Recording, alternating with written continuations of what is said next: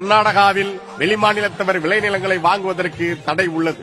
1983இல் கர்நாடக அரசு நியமித்த சரோஜினி மகிஷி அறிக்கையின்படி அம்மாநிலத்தில் உள்ள இந்திய ஒன்றிய அரசு, கர்நாடக அரசு மற்றும் தனியார் நிறுவனங்கள் ஆகியவற்றில் உள்ள வேலைவாய்ப்புகளில் கன்னடர்களுக்கே முன்னுரிமை அளிக்க சட்டம் இயற்றப்பட்டுள்ளது.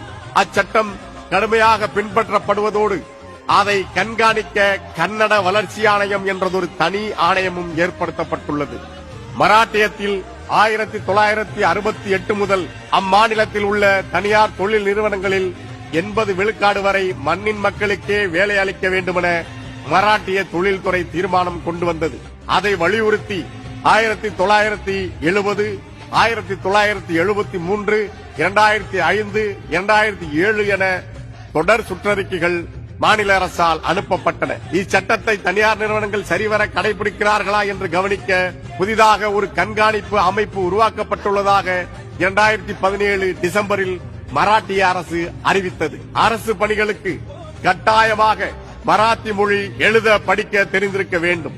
அதேபோல மராட்டிய மாநில ஊர்திகள் சட்டப்படி மராட்டிய மொழி தெரியாத ஒருவர் அங்கு வாடகை மகிழுந்து ஓட்ட முடியாது என்பது குறிப்பிடத்தக்கது.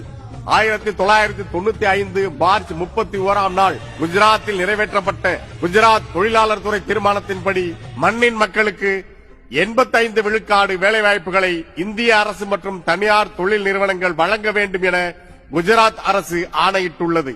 சர்வதேசியம் பேசுகின்ற பொது உடைமைவாதிகளால் நீண்ட காலம் ஆட்சி செய்யப்பட்ட மேற்கு வங்கத்தில் the West Bengal regulation of recruitment in state government establishments and establishments of public undertakings, statutory bodies, government companies and local authorities act 1999 எனப்படும் மண்ணின் மக்களுக்கே அரசு வேலைகள் வழங்க வேண்டும் என்கிற சட்டம் 1999ஆம் ஆண்டிலேயே இயற்றப்பட்டது. இதைப் போலவே மத்திய பிரதேசம், ராஜஸ்தான், உத்தரகாண்ட், இமாச்சல பிரதேசம், உத்தரப்பிரதேசம், கோவா, ஹரியானா, ஒடிசா, கேரளா, சத்தீஸ்கர், ஜார்க்கண்ட், பஞ்சாப், பீகார் உள்ளிட்ட எல்லா மாநிலங்களும்